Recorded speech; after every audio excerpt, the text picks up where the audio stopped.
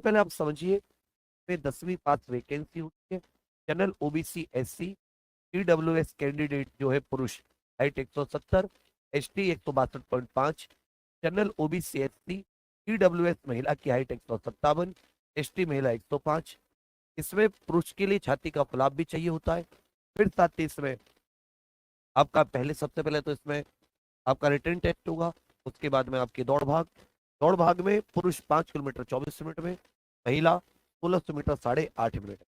ये 10वीं पास की वैकेंसी है। और आप ये भी अच्छे से जानते हैं इसका जो स्कीम एग्जाम की कुछ इस प्रकार से 4 सब्जेक्ट होते हैं। रीजनिंग का हो जाता है, ये हो जाता है, आपका मैथ्स हो जाता है, इंग्लिश या हिंदी में से कोई एक भाषा। हर एक सब्जेक्ट के 20-20 क्वेश्चन आएंगे। तो टोटल इसमें आप देखेंगे आपके 80 क्वेश्चन हो जाते हैं, क्योंकि हर एक क्वेश्चन कितने नंबर का है, 2 नंबर का, 160 नंबर का पेपर।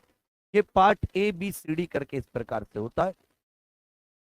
तो हर एक सब्जेक्ट के 20 क्वेश्चन, हर एक क्वेश्चन 2 नंबर का, टोटल 80 नंबर का, 80 क्वेश्चन, 160 नंबर का पेपर। और ये कंप्यूटर आधारित होता है। किस पर होगा? तो कंप्यूटर आधारित, या आप ये कह सकते हैं ऑनलाइन एग्जाम होगा। कैसा एग्जाम होगा? ऑनलाइन। और 60 मिनट मिलेंगी। बाकी सारी चीजें अपने आप में ठीक है। एक जो सबसे परेशान करने वाली चीज है वो है ये 60 मिनट। ये पेपर जब 60 मिनट में होता है और आपको 80 क्वेश्चन करने, इसमें रीजनिंग के क्वेश्चन भी है, मैथ्स के क्वेश्चन भी है, के भी है, हिंदी भी है। तो ये जिसने इस समय को बहुत अच्छे से यूटिलाइज कर लिया, और ये समय उसका यूटिलाइज होता है अच्छे से जिसकी तैयारी या जिसका जो कॉन्सेप्ट पर पकड़ है वो बहुत अच्छी होती है। हम लोग ये जो 2024-25 की लास्ट वैकेंसी हुई है, इसमें एक तो ऑल इंडिया वैकेंसी जो होती है उनकी देख लेते हैं। देखिए जो एसएसएफ एनसीबी एनआई आदि की वैकेंसी होती है ये ऑल इंडिया होती है। इनकी मेरिट ऑल इंडिया लगती है।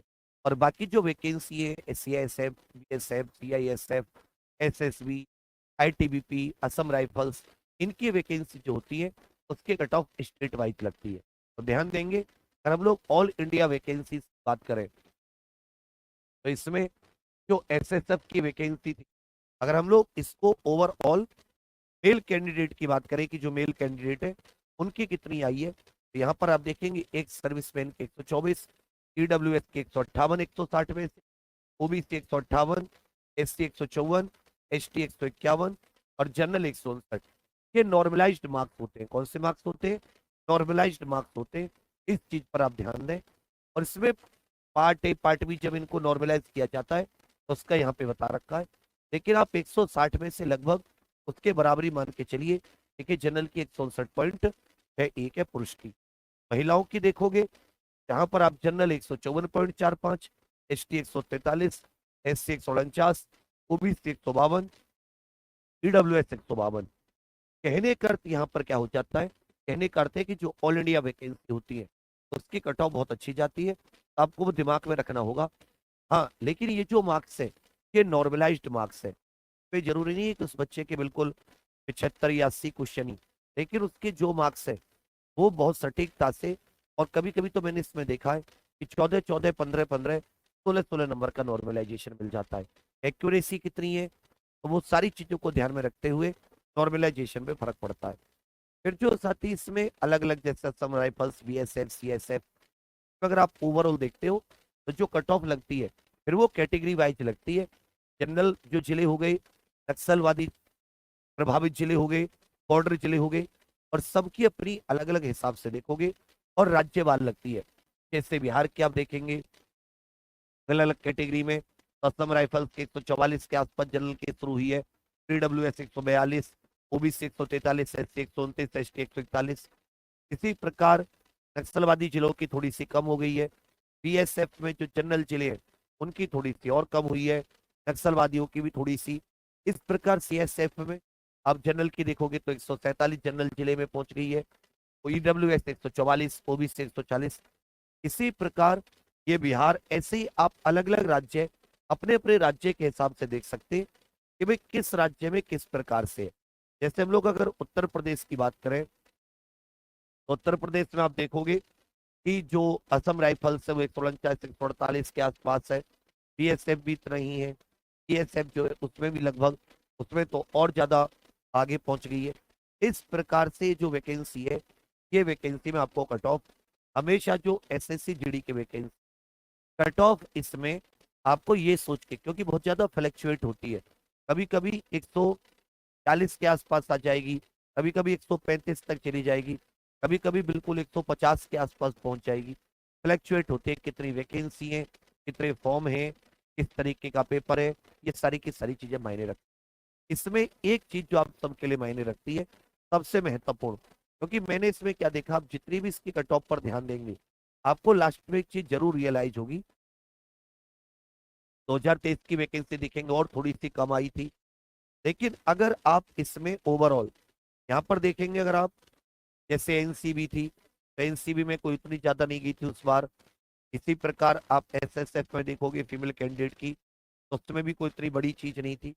लेकिन मोटी चीज क्या है कि जब आप इसमें कट ऑफ कोई भी निकालते हैं या जब आप इसका कट ऑफ का अवलोकन करते हैं तो आपके सामने एक चीज आती है कि आती है 80 क्वेश्चन और ये 160 नंबर।